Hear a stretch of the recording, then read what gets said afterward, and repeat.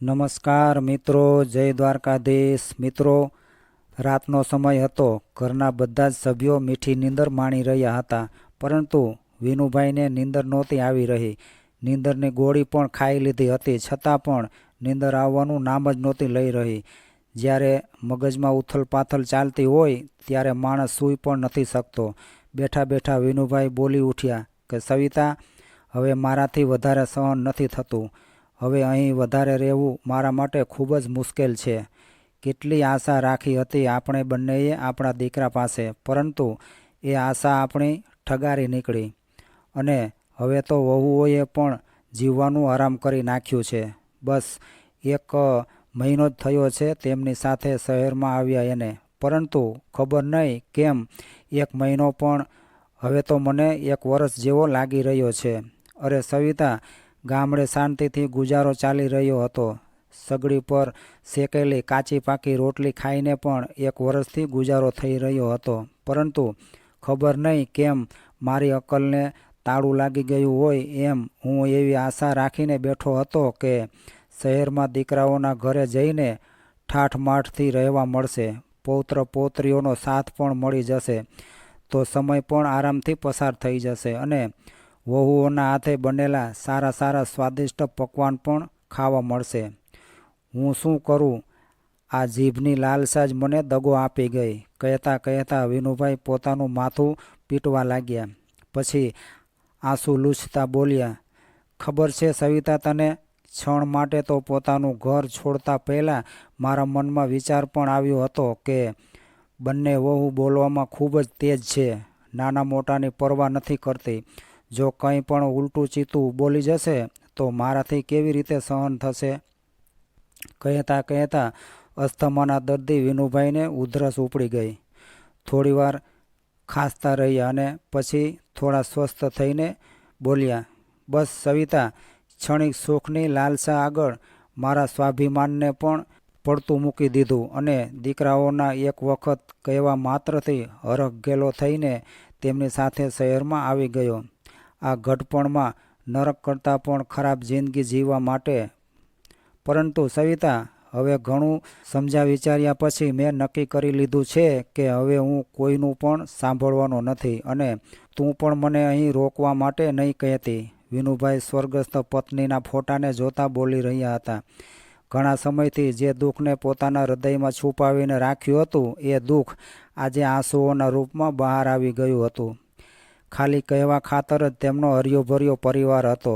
દીકરા વહુઓ પૌત્રો પૌત્રીઓ બધા લોકોના હોવા છતાં પણ કોઈ એવું નહોતું કે જે એમના મનની પીડા સમજી શકે, કે જેને તેઓ પોતાનું કહી શકે। એટલા માટે પત્નીના ફોટા સાથે વાતો કરીને પોતાના મનની પીડા હળવી કરી રહ્યા હતા।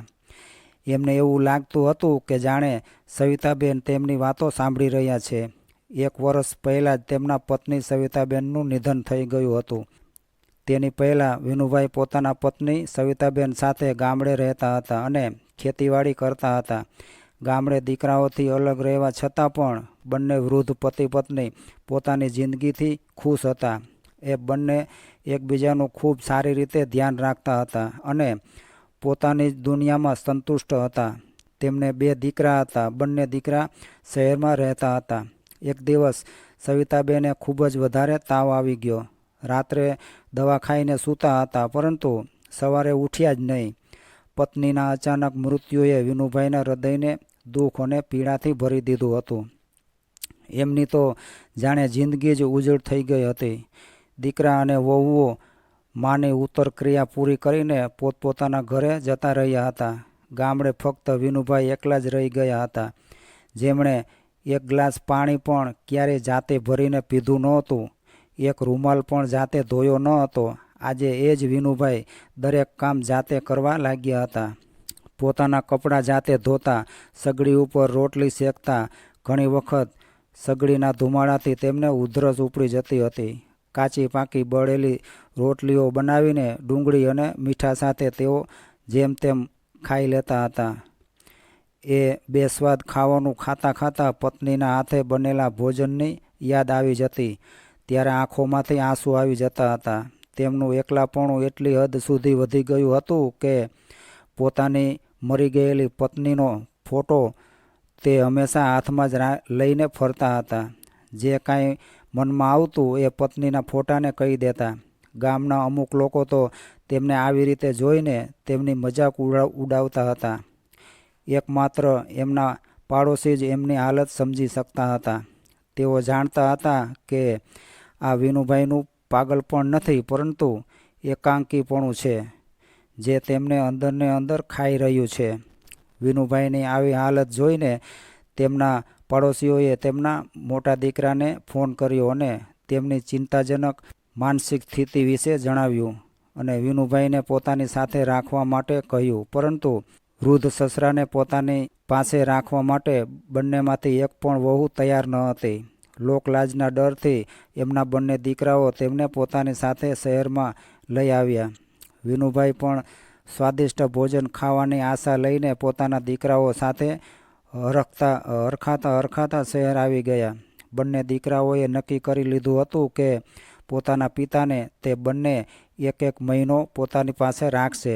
પહેલા મોટો દીકરો તેમને પોતાના ઘરે લઈ ગયો. દીકરાના બાળકો સાથે હસતા રમતા સમય ખૂબ આરામથી નીકળી જશે એમ વિચારીને વિનુભાઈના મનમાં મોટા દીકરાના ઘરે જવાની ખૂબ જ ઉત્સુકતા હતી. મોટા દીકરાના ઘરે પહોંચ્યા તો તેમની નજર ચારે બાજુ ફરવા લાગી કે હમણાં તેમનો પૌત્ર અને પૌત્રી તેમને મળવા આવશે, ખૂબ જ વાતો કરશે. પરંતુ જ્યારે કોઈ આવ્યું નહીં તો વિનુભાઈએ પોતાના દીકરાને કહ્યું કે બેટા, ઉર્વી અને યશ કેમ ક્યાંય દેખાતા નથી? સ્કૂલે ગયા છે કે શું? એટલે મોટા દીકરાએ કહ્યું કે ના પપ્પા, એ બંને તો આ શહેરમાં રહેતા જ નથી. અમે તે બંનેનું એડમિશન કલકત્તાની એક ખૂબ જ મોટી યુનિવર્સિટીમાં કરાવી નાખ્યું છે. હવે એ બંને ત્યાં જ રહીને ભણે છે. 2-3 મહિને એકાદ વખત મળવા આવી જાય છે. આ વાત સાંભળીને વિનુભાઈને આશ્ચર્ય થયું અને વિચારવા લાગ્યા કે હવે જમાનો કેટલો બદલાઈ ગયો છે. પરંતુ કદાચ હજી તેમને એક સરપ્રાઈઝ મળવાનું બાકી હતું. થોડી કલાકો ત્યાં વિતાવ્યા પછી ખબર પડી કે તેમના વેવાણ એટલે કે તેમની વહુના મમ્મી પણ તેમના દીકરાના ઘરે જ રહે છે. પોતાના વેવાણને પોતાના દીકરાના ઘરમાં જોઈને વિનુભાઈ થોડું અસહજ અનુભવી રહ્યા હતા, પરંતુ જેમ તેમ મનને સમજાવતા રહ્યા.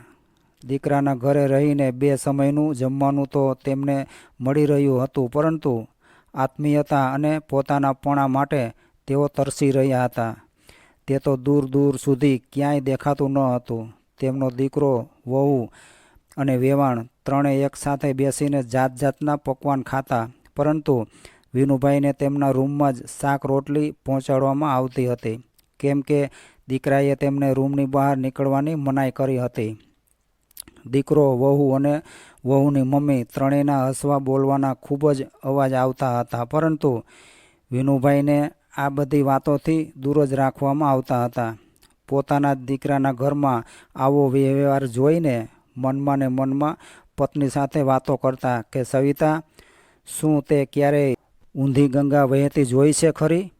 અહીં પોતાનો બાપ પોતાના સંતાનોનો પ્રેમ મેળવવા અને સારું ભોજન ખાવા માટે તરસી રહ્યો છે, અને આપણો લાયક દીકરો પોતાની સાસુને બેસાડીને સ્વાદિષ્ટ પકવાન ખવડાવી રહ્યો છે, તેમની સાથે હસી મજાક કરી રહ્યો છે, આત્મીયતા દર્શાવી રહ્યો છે, અને હું કંઈક માગું તો વહુ તીખા સ્વરમાં કહે છે કે બાપુજી, આ ઉંમરમાં જેટલું સાદું ખાવાનું રાખશો એટલું જ સ્વાસ્થ્ય સારું રહે છે. પરંતુ તેની માં પણ વૃદ્ધ છે, તો શું તેને આ બધું ખાઈને બીમારીઓ નહીં થાય? વાહ દ્વારકાધીશ, તારી લીલા અપરંપાર છે. આવી રીતે થોડા દિવસો વીતી ગયા. એક દિવસ વિનુભાઈ પોતાના રૂમમાંથી બહાર નીકળ્યા. તેમને બહાર જોઈને વહુ અને તેની માં ત્રાંસી નજરથી તેમની તરફ જોવા લાગ્યા. કદાચ તેમની પ્રાઇવેસીમાં થોડી ખલેલ પડતી હશે. ત્યારે તેમનો દીકરો ઘરની અંદર આવ્યો. એટલે વિનુભાઈએ કહ્યું કે બેટા, મને અહીં મજા નથી આવતી. મને નાના દીકરાના ઘરે મૂકી જા. કમસે કમ ત્યાં તેના બાળકો સાથે મારું મન તો લાગેલું રહેશે. આટલું સાંભળતા જ તેમની વહુ અને વેવાણના ચહેરા પર એક મુસ્કુરાહટ આવી ગઈ. પિતાના કહેવા પર તેમનો મોટો દીકરો નાના ભાઈના ઘરે તેમને મૂકી આવ્યો. થોડી બચેલી આશા સાથે વિનુભાઈ પોતાના નાના દીકરાના ઘરે આવી ગયા, પરંતુ નાની વહુ તો મોટી વહુનું માથું ભાંગે એવી હતી. સસરાને પોતાના ઘરમાં જોઈને તેને તરત જ પોતાની જેઠાણીને ફોન કર્યો. કેમ ભાભી, આપણી વચ્ચે તો એક મહિનાની વાત નક્કી થઈ હતી ને? તો પછી હજી તો 20 જ દિવસ થયા છે, તો આટલા દિવસમાં એવી કઈ આફત આવી ગઈ કે તમે 20 દિવસમાં જ બાપુજીને અમારા ઘરે મોકલી દીધા? સામેથી ખબર નહીં શું જવાબ આવ્યો હશે. પછી નાની વહુ બોલી કે એમ વાત છે એમને, તો અમે પણ એમને પોતાના ઘરે ફક્ત 20 દિવસ જ રાખીશું અને 21મા દિવસે તમારા ઘરે મોકલી દઈશું. એવું કહેતા નાની વહુએ ગુસ્સામાં ફોન પછાડીને મૂકી દીધો. મોટા દીકરા અને વહુના ઘરમાં કમસે કમ એક રૂમ તો વિનુભાઈના નસીબમાં હતો, જ્યાં બેસીને તેઓ આરામથી પોતાની ફૂટેલી કિસ્મત પર આંસુ વહાવી શકતા હતા. પરંતુ નાની વહુના ઘર પર તો એક રૂમ પણ નહોતો. દીકરા અને વહુએ તો સ્ટોર રૂમમાં જ વિનુભાઈની પથારી પાથરી દીધી અને છોકરાઓને વહુએ દાદાજી પાસે ન જવાની ધમકી આપી દીધી હતી.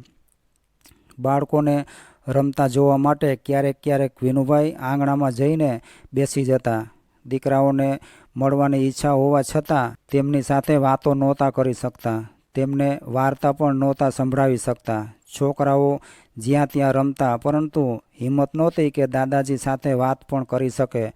તેમને ખબર હતી કે જો વાતો કરતી વખતે મમ્મીએ તેમને જોઈ લીધા તો રૂમમાં લઈ જઈને તેમની એવી પીટાઈ કરશે કે તેમની નાની યાદ આવી જશે. વિનુભાઈ દૂર બેઠા બેઠા જ બાળકોની ધીંગામસ્તી જોયા કરતા હતા અને તેમની વાતો સાંભળીને મનોમન ખુશ થતા હતા.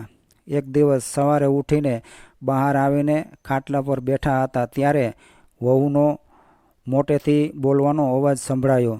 વહુ પોતાના પતિને કહી રહી હતી કે સાંભળો છો, મારી પાસે આ 500 રૂપિયાની જૂની ફાટેલી નોટ છે. શાકવાળો કે દૂધવાળો કોઈ આને લેવા માટે તૈયાર નથી. એક કામ કરો, તમે જ આને વાપરી નાખજો. આના બદલામાં મને એક નવી નોટ આપી દો.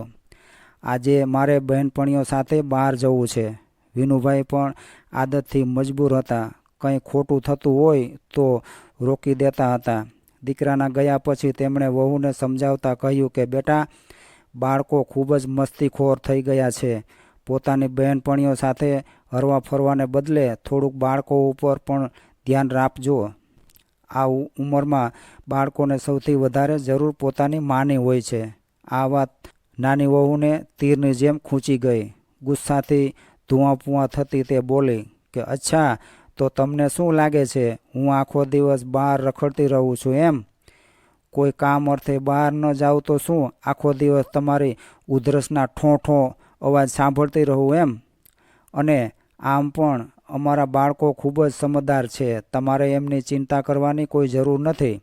નાની વહુના મોઢે આવી વાતો સાંભળીને વિનુભાઈને એવું લાગ્યું કે જાણે આ કોઈ વહુ નથી પણ એક જ્વાળામુખી છે, જે ધડાધડ તેમના પર આગના અંગારા વરસાવતી રહી છે.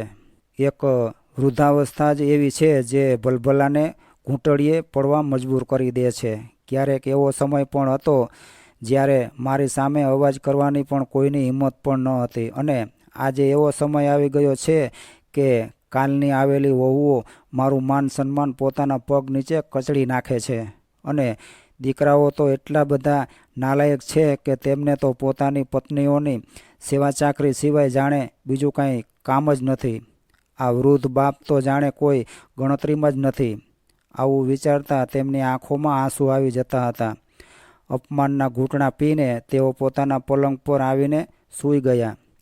પછી આંખોમાં આંસુ સાથે પત્નીના ફોટા સાથે વાતો કરવા લાગ્યા કે સવિતા, તું મને સાથે કેમ ન લઈ ગઈ? શું કામે મને આ ઘડપણમાં કષ્ટ સહન કરવા એકલો છોડી દીધો? જે છોકરાઓને સદા સુખી રહો, જીવતા રહો એવા આશીર્વાદ આપતા આપણે બંને થાકતા ન હતા. ખબર નહીં કેમ આજે એ જ છોકરાઓ માટે મનમાંથી બદદુઆઓ નીકળી રહી છે. કપાતર, નાલાયક જેવા શબ્દો મોઢા સુધી આવતા રહી જાય છે. જે છોકરાઓને આટલા કષ્ટ વેઠીને મોટા કર્યા હતા, સમાજમાં ઉઠવા બેસવાનું શીખવાડ્યું હતું, આજે એ જ છોકરાઓ પોતાના જન્મદાતાઓની કદર નથી કરતા. આમ તો આ લોકોના વાણી વર્તનને જોઈને હું પોતાનું મોઢું બંધ જ રાખું છું, પરંતુ ક્યારેક ભૂલથી કોઈ વાતમાં સલાહ આપી દઉં તો કહે છે કે બાપુજી તમે તો ચૂપ જ રહો, તમને ન ખબર પડે. ત્યારે મનમાં એવું થતું હોય છે કે આને તો એક તમાચો મારી દઉં, પરંતુ શું કરું, ચૂપ રહેવામાં જ ભલાઈ છે એમ વિચારીને પોતાને રોકી લઉં છું. અરે તમે મનમાં ન લ્યો, તે તો છોકરાઓ છે, નાદાની કરી બેસે, પરંતુ તમે તો સમજદાર છો, કમસે કમ તમને 2 સમયનું જમવાનું તો મળી રહ્યું છે. હવે ખોટી ખોટી વાતો વિચારીને ચિંતા ન કરો. વિનુભાઈને એવું લાગ્યું કે જાણે તેમના પત્ની સવિતાબેન તેમની સાથે વાતો કરી રહ્યા છે અને તેમને સમજાવી રહ્યા હોય. ના સવિતા, મને પણ તું તારી સાથે લઈ જા. કહેતા કહેતા વિનુભાઈ નીંદરમાં જ બડબડવા લાગ્યા અને અચાનક તેમની આંખ ખુલી ગઈ. પરસેવાથી ભીંજાયેલા વિનુભાઈએ ચારે તરફ જોયું, પરંતુ સવિતાબેન ક્યાંય દેખાણા નહીં. બીજા દિવસે સવારે ઉઠ્યા તો તેમણે નક્કી કરી લીધું હતું કે હવે તેઓ પોતાના ઘરે પાછા જતા રહે એ જ તેમના હિતમાં હશે.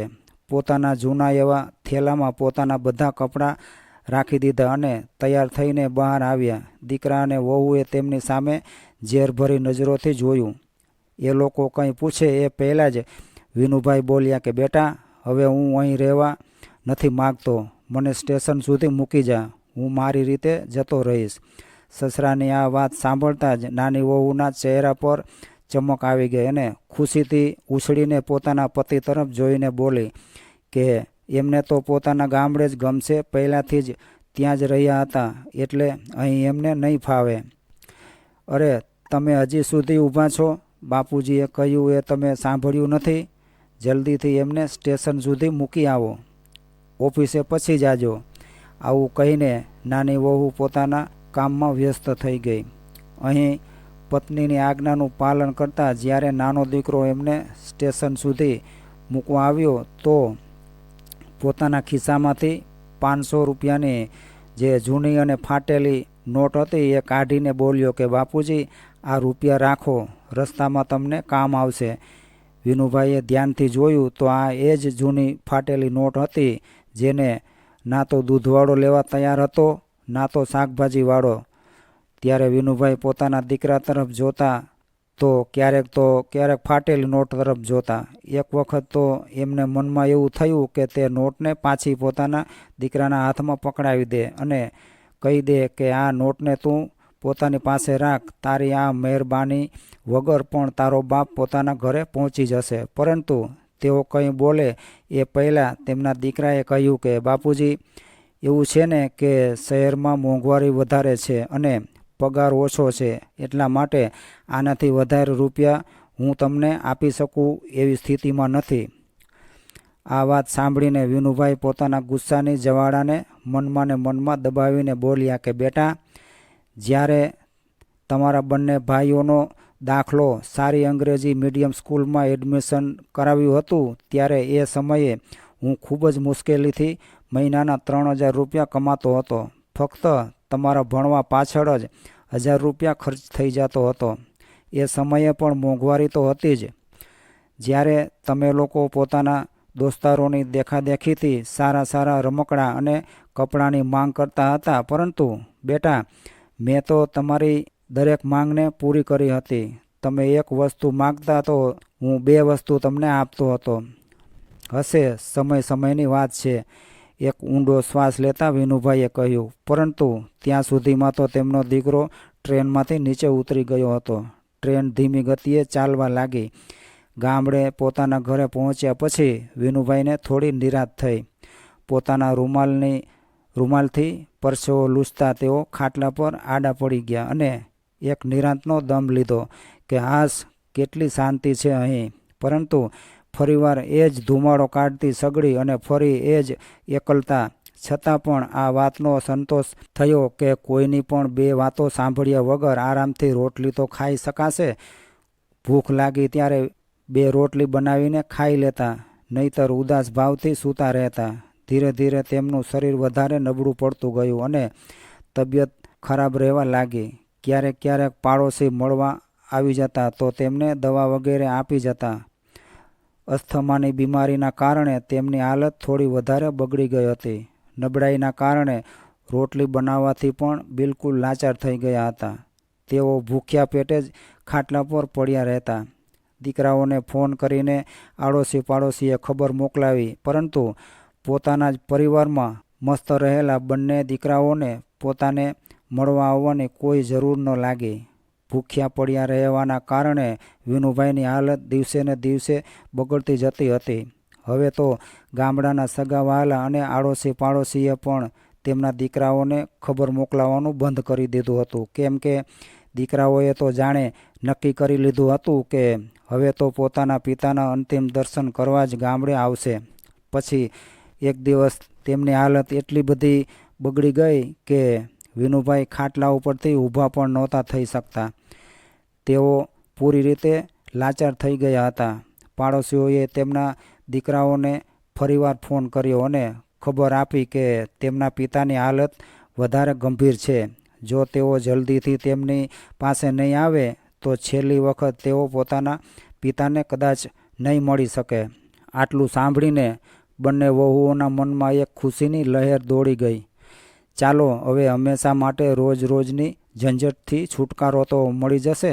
નહીતર ક્યારેક ઉધરસ તો ક્યારેક તાવ, ક્યારેક અહીં દુખાવો તો ક્યારેક ત્યાં દુખાવો.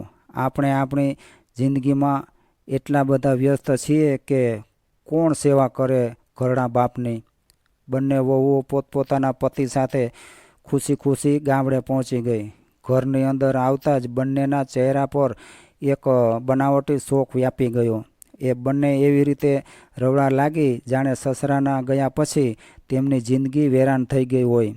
જોકે ગામડામાં બધા લોકો જાણતા હતા કે જે વૃદ્ધ સસરાને દેવતા માનવાનો દેખાવ કરતી આ બંને વહુઓ રડી રહી છે, તે બંનેએ સસરાને 2 સમયની માન સન્માન ભરી રોટલી પણ ખવડાવી નથી.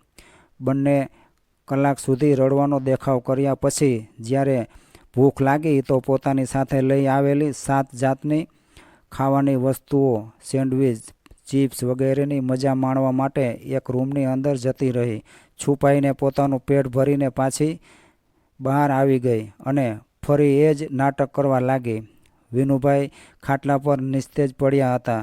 તેઓ ઉઠી કે બેસી તો નહોતા શકતા, પરંતુ બધું જોઈને સમજી રહ્યા હતા કે વૃદ્ધાવસ્થાની પીડાને આજે તેઓ ખૂબ જ ઊંડાણપૂર્વક મહેસૂસ કરી રહ્યા હતા કે કેવી રીતે ઉંમરના આખરી પડાવમાં આવીને માણસની સ્થિતિ રસ્તાના કિનારે પડેલા કાંકરાની જેમ અસ્તિત્વહીન થઈ જાય છે.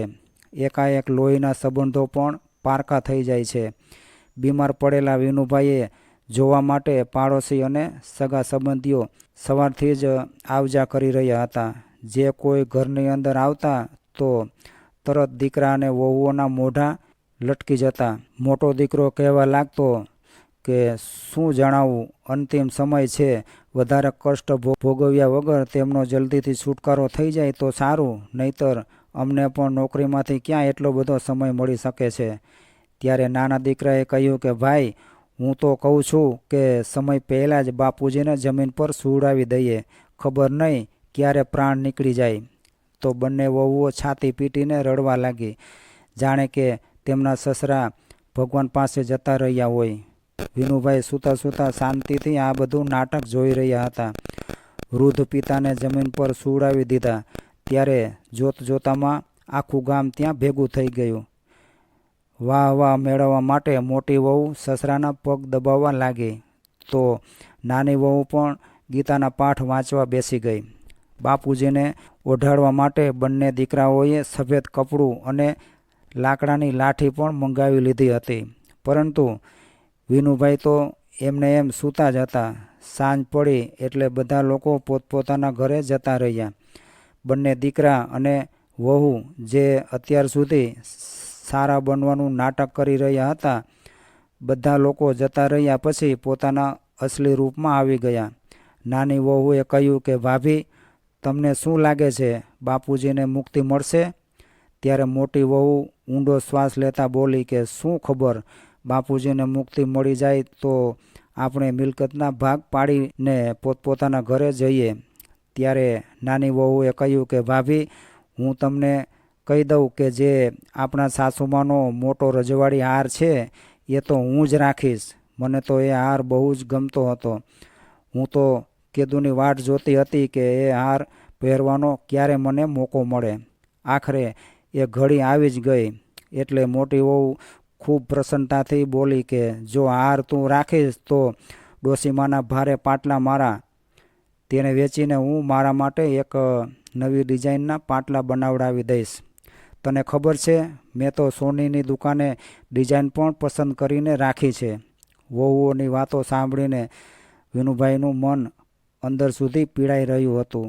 એમને એવું થતું હતું કે રાડો પાડીને આખા ગામને પોતાના દીકરા અને વહુઓની હકીકત જણાવી દઉં. પરંતુ તેમના શરીરમાં તાકાત જ ક્યાં હતી કે તેઓ કંઈ બોલી શકે. બાપુજીની પાસે બેઠેલા દીકરા અને વહુઓ અંદરોઅંદર વિચાર વિમર્શ કરવા લાગ્યા. મોટા દીકરાએ નાનાને કહ્યું કે ભાઈ, ઘણા સમયથી અમારા ઘરમાં કોઈ મોટો સમારોહ કે મોટો કોઈ પ્રસંગ નથી આવ્યો, પરંતુ બાપુજીના ગયા પછી આપણે ગામવાળાઓને દેખાડી દઈશું કે અમે પણ કોઈનાથી કમ નથી. બાપુજીના 12માના દિવસે ખાવા માટે એકથી એક ચડિયાતી વસ્તુ રાખીશું. એટલા બધા પકવાન બનાવડાવીશું કે લોકો ખાતા ખાતા થાકી જાય. પૂરી, શાક, મોહનથાળ, ગુલાબજાંબુ અને ફરસાણમાં સુરતી ખમણ રાખીશું. કારણ કે બાપુજીને સુરતના ખમણ બહુ જ ભાવતા હતા. ખાવાની આટલી વસ્તુઓનું નામ સાંભળતા જ વિનુભાઈના મોઢામાં પાણી આવી ગયું. મનમાં એક વિચાર આવ્યો કે આ લોકો મારું 12મું જીવતે જીવતા જ કરી નાખે તો સારું. હું પણ પેટ ભરીને ખાઈ તો શકું. જીવતે જીવતા મારી આત્માને પણ શાંતિ મળી જાય. આ પકવાનોના સ્વાદ માટે ખબર નહીં કેટલા સમયથી તેઓ તરસી રહ્યા હતા. એ સ્વાદને યાદ કરતાં જ એકાએક તેમના મોઢામાંથી લાળ નીકળી ગઈ. એ લાળ જોતાં જ નાની વહુ ખૂબ જ ખુશીથી બોલી ઉઠી, અરે જુઓ તો, હવે તો બાપુજીના મોઢામાંથી લાળ પણ વહેવા લાગી છે. આપણા વડવાઓ કહેતા હતા કે જ્યારે મૃત્યુ શૈયા પર પડેલા માણસના મોઢામાંથી લાળ નીકળે તો સમજવું કે હવે એનો અંતિમ સમય નજીક છે. હવે તો ખૂબ જ આતુરતાથી વિનુભાઈના મૃત્યુની રાહ જોઈ રહ્યા હતા. આમને આમ 3 દિવસ વીતી ગયા. હવે બંને દીકરાઓ અંદાજ લગાવવા લાગ્યા કે આખરે બાપુજીનો આત્મા શું કામે અટકી રહ્યો છે. અમે બધા તો તેની પાસે છીએ જ, તો પછી બાપુજીને કોને મળવાની ઈચ્છા છે. ત્યારે ગામના એક વૃદ્ધ, જેમને આખું ગામ ખૂબ જ માનથી જોતું હતું, એ વૃદ્ધ દાદા વિનુભાઈના સમાચાર પૂછવા તેમના ઘરે આવ્યા હતા. ત્યારે દીકરાએ કહ્યું કે દાદા, અમને સમજાતું નથી કે બાપુજીનો જીવ ક્યાં અટકેલો છે. એટલે એ વૃદ્ધ દાદા બોલ્યા કે બેટા, ક્યારેક ક્યારેક કોઈ ઈચ્છા અધૂરી રહી જવાના કારણે પણ જીવ નથી નીકળી શકતો. તમે એક કામ કરો, તમારા બાપુજીની પસંદનું જમવાનું બનાવો અને તેમને ખવડાવો. બની શકે કે ટેસ્ટી વાનગી ખાવાથી ઈચ્છા મનમાં રહી ગઈ હોય. ત્યારે વહુએ ફટાફટ રસોડામાં જઈને બાપુજી માટે દેશી ઘીમાં દૂધીનો હલવો બનાવ્યો. જેવી તે હલવો લઈને બહાર આવી તો હલવાની સુગંધથી વિનુભાઈનું રોમ રોમ ખીલી ઉઠ્યું. મોટા દીકરાએ એક ચમચીથી થોડો હલવો મોઢામાં નાખ્યો એટલે વિનુભાઈ આનંદથી ખાવા લાગ્યા. બંને દીકરા અને વહુઓ તેમને પ્રેમથી હલવો ખાતા જોઈને હેરાન રહી ગયા. જોત જોતામાં આખો વાટકો ખાલી થઈ ગયો. પરંતુ સસરાના મૃત્યુની પ્રતીક્ષા કરતી વહુની ધીરજ સમાપ્ત થવા લાગી હતી. નાની વહુએ કહ્યું કે હું તો મારો સામાન પેક કરી રહી છું. હવે અમે લોકો અહીં વધારે નહીં રોકાઈ શકીએ.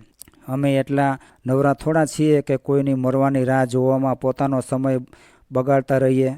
ત્યારે મોટી વહુ ગુસ્સાથી ભડકતા બોલી કે હા, નવરા તો અમે જ છીએ ને. અમારે તો ક્યાં કાંઈ કામ ધંધો છે જ.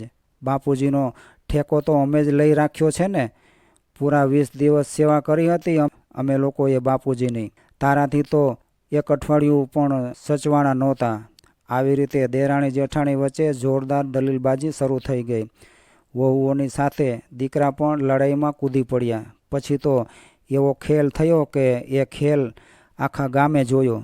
ગામના અમુક વૃદ્ધોએ આવીને સમજાવ્યું કે કંઈક તો શરમ કરો. તમારા વૃદ્ધ પિતા મરણ પથારીએ પડેલા છે અને તમે લોકો તેમની સામે જ લડાઈ ઝઘડા કરી રહ્યા છો.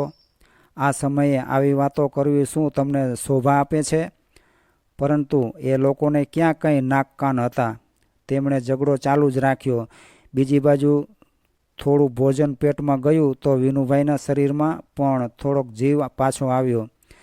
તેમના શરીરમાં થોડી શક્તિ આવી અને થોડી બોલવાની તાકાત પણ આવી ગઈ.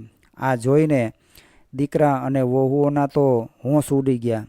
ચિંતામાં આવીને તેઓ વિચારવા લાગ્યા કે હવે આપણે શું કરશું. જેમ તેમ કરીને રાત પસાર થઈ અને સવાર પડી તો મોટા દીકરાએ બાપુજીને પણ દૂધની સાથે 2 બ્રેડ ખવડાવી દીધી. ચા નાસ્તો કરીને એ બધા પોતાના ઘર જવા માટે તૈયાર થઈ ગયા. પછી ગામના એક વૃદ્ધ વ્યક્તિએ સમજાવ્યું કે તમારા માતા પિતાના કારણે જ તમે આજે એક ઊંચા મુકામ પર પહોંચી શક્યા છો. વૃદ્ધ માતા પિતાની સેવા કરવી એ દીકરાઓનું કર્તવ્ય છે. એટલા માટે તમે તેમને તમારી સાથે લઈ જાઓ. આટલું સાંભળવાની જ વાર હતી ત્યાં તો નાની વહુ પોતાના પતિને એક ખૂણામાં લઈ ગઈ અને નાક અને મોઢું બગાડતા બોલી કે મારી એક વાત કાન ખોલીને સાંભળી લેજો કે તમે બાપુજીને પોતાની સાથે રાખવા માટે જરાય તૈયાર ન થતા. એ તો ખાટલે પડ્યા છે. મારાથી તેમની ગંદકી સાફ નહીં થાય. અને જો તમે પાછલી વારની જેમ એમને ઘરે લઈ જવાની ભૂલ કરી તો હું તમને મૂકીને મારા પિયર જતી રહીશ.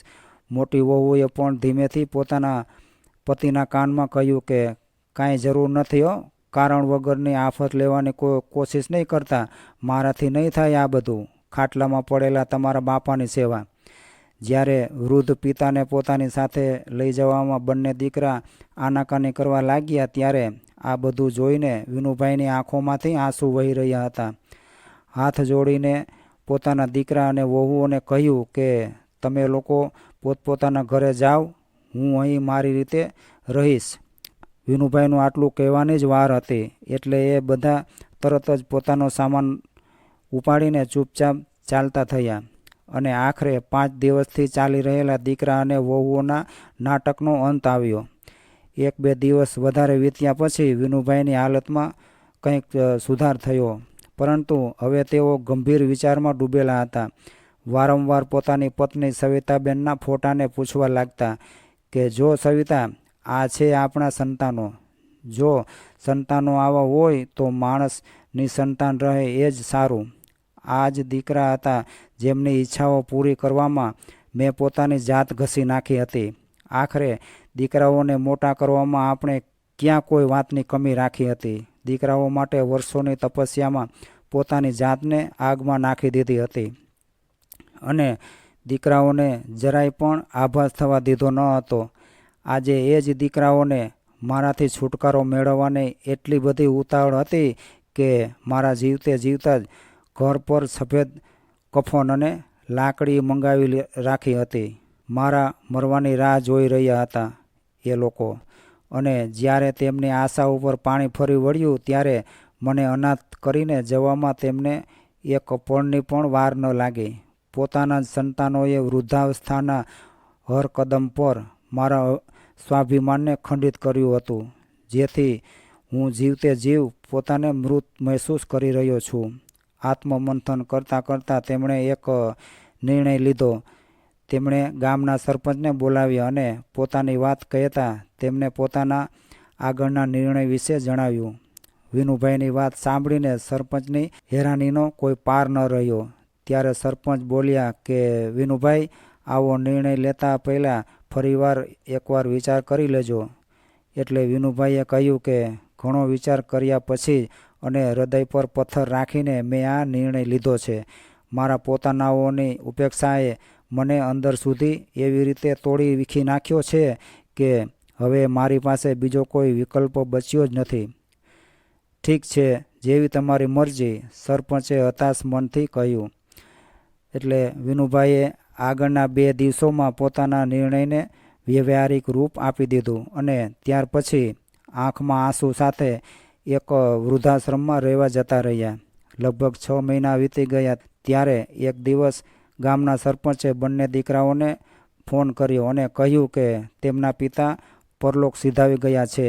પિતાના ઘર, જમીન અને મિલકતની ભાગીદારીમાં બંને દીકરાઓના ભાગમાં શું આવશે એ વાતનો નિર્ણય બંને દીકરાઓએ પહેલાં જ અંદરોઅંદર કરી રાખ્યો હતો. ભાગીદારીની પૂરી તૈયારી સાથે બંને દીકરા અને વહુ ગામડે પહોંચી ગયા. આંસુ વહાવતા દીકરાઓએ પિતાના મૃત શરીરને અગ્નિદાહ આપીને જ્યારે ઘરે પહોંચ્યા તો પાડોશીઓ અને સગા સંબંધીના જવાની રાહ જોયા વગર જ બંને દીકરા અને વહુઓએ પિતાના રૂમનો દરવાજો ખોલ્યો. આવું કરતા સમયે ચારેયના ચહેરા પર એક હાસ્ય ફેલાયેલું હતું. બંને દીકરાઓની આંખોની સામે નોટોના બંડલ દેખાઈ રહ્યા હતા તો બંને વહુઓની આંખો પોતાના સાસુના સોનાના દાગીના ઉપર એક નજર નાખવા માટે તડપી રહી હતી. મોટા દીકરાએ પોતાના પિતાનો કબાટ ખોલ્યો અને અંદરથી 2 પટારા કાઢ્યા જેમાં તેમની માના ઘરેણાં અને ઘર તથા ખેતીના કાગળિયા રાખેલા હતા. પટારા પર તાળું લાગેલું હતું. કબાટમાં શોધ્યા પછી ચાવીઓ પણ મળી ગઈ. ખૂબ જ ખુશીથી મોટી વહુએ પટારો ખોલ્યો, પરંતુ જોતાં જ બધાના ચહેરા પર એકાએક નિરાશાના ભાવ આવી ગયા. અરે આ શું? આ પટારામાં તો બા પોતાના દાગીના રાખતા હતા, પણ આમાં તો તમારા નાનપણના ફોટા પડેલા છે. અને આ શું છે? નાના છોકરાના રમકડાં? આવી બધી વસ્તુઓ કોઈ પટારામાં રાખે ખરા? મોઢું બગાડતી મોટી વહુએ રમકડાં નીચે ફેંકી દીધા. ત્યારે મોટા દીકરાએ તે રમકડાં ઉપાડ્યા અને બોલ્યો કે ભાઈ, યાદ છે તને? આપણે બંને નાનપણમાં આ જ રમકડાઓથી રમતા હતા. કેટલી ખાટી મીઠી યાદો જોડાયેલી છે આ રમકડાઓ સાથે આપણી. એટલા માટે બાએ રમકડાં સાચવીને રાખ્યા હશે.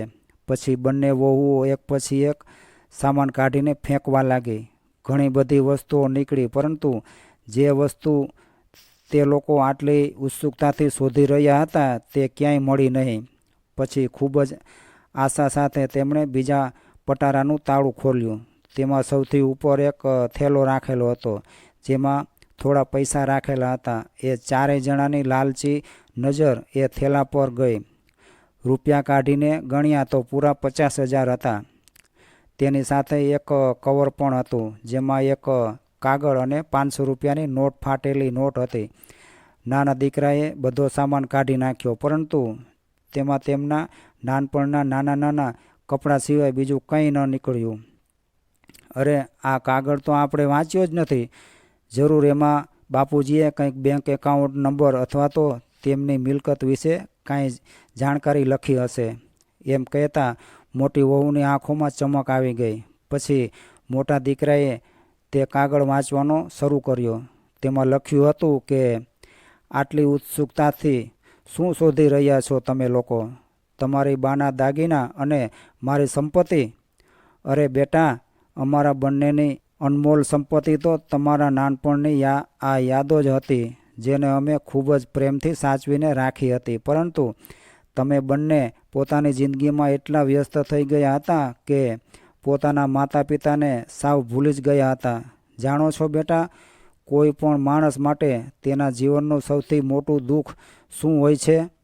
પોતાના હોવા છતાં પણ તે પોતાનાથી દૂર થઈ જાય, એટલા દૂર કે તેમનો ખ્યાલ પણ પોતાના મગજમાંથી કાઢી નાખે. અને બેટા, હું સાચે જ કહું છું કે એ સમયે દુનિયાની કોઈ સંપત્તિ કે ધન દોલત કામ નથી આવતી. બધું વ્યર્થ લાગવા લાગે છે. તમારો આ વૃદ્ધ બાપ પોતાના અંતિમ સમયમાં હરેક પલ માટે પોતાના બાળકોના સાથ માટે તડપતો રહ્યો, રોતો રહ્યો. પરંતુ તમે લોકો એટલા બધા કઠોર દિલના થઈ ગયા હતા કે મારા આંસુ પણ તમને દેખાતા ન હતા. 2 દીકરા હોવા છતાં પણ હું મારા અંતિમ સમયમાં વૃદ્ધાશ્રમ જઈને રહેવા માટે મજબૂર થયો. આનાથી મોટી લાંછનની વાત બીજી કઈ હોઈ શકે બેટા? બેટા, હવે એ વાત જણાવું છું કે જે જાણવા માટે તમે સૌથી વધારે ઉત્સુક હશો. મારી જમીન, આ ઘર અને બાકીની જે પણ કાંઈ સંપત્તિ હતી એ બધી સંપત્તિ મેં વૃદ્ધાશ્રમમાં દાન આપી દીધી છે, જ્યાં અંતિમ સમયે મને આશરો મળ્યો હતો. અને આ જે 50,000 તમને મારા પટારામાંથી મળ્યા છે તે મારો અંતિમ સંસ્કારનો ખર્ચો છે. કેમ કે જે દીકરા મારા જીવતે જીવતા મારી જવાબદારી ના ઉપાડી શકતા હોય એ દીકરા ઉપર હું મર્યા પછી પણ બોજ બનવા નથી માગતો. અને એ સાથે જ જે 500ની નોટ રાખેલી છે એ મારા નાના દીકરા માટે છે. યાદ કર બેટા, આ એ જ નોટ છે જે દૂધવાળો કે શાકવાળો કોઈ લેવા માટે તૈયાર નહોતા. અને મારા ગામડે આવવાની પહેલાં તે મને આ ફાટેલી નોટ જૂની નોટ મારા હાથમાં આપી હતી. તે તારા કર્તવ્યથી હાથ ધોઈ નાખ્યા હતા. બસ હવે તો ભગવાનને પ્રાર્થના કરું છું કે જેવા દિવસો મેં જોયા છે એવા દિવસો તમારે ન જોવા પડે. પરંતુ બેટા, પ્રકૃતિનો એક નિયમ છે કે જે કંઈ પણ આપણે બીજાને આપીએ છીએ એ જ પાછું આપણને પાછું મળે છે. કાગળ વાંચતા વાંચતા મોટા દીકરાનો અવાજ ગદગદ થઈ ગયો અને નાનો દીકરો વાતો સાંભળીને રડવા લાગ્યો. અને બંને વહુ પોતાનું માથું પકડીને જમીન પર બેસી ગઈ. આજે હકીકતમાં તેમની જિંદગીમાં ભૂકંપ આવી ગયો હતો, એક ખૂબ જ મોટો ભૂકંપ. તો મિત્રો, આજની આ કહાની તમને કેવી લાગી એ કોમેન્ટ કરી જરૂરથી જણાવજો. અને પસંદ આવી હોય તો વિડીયોને લાઇક, શેર અને ચેનલને સબસ્ક્રાઈબ કરી તમારા ભાઈને સપોર્ટ આપો. જય દ્વારકાધીશ.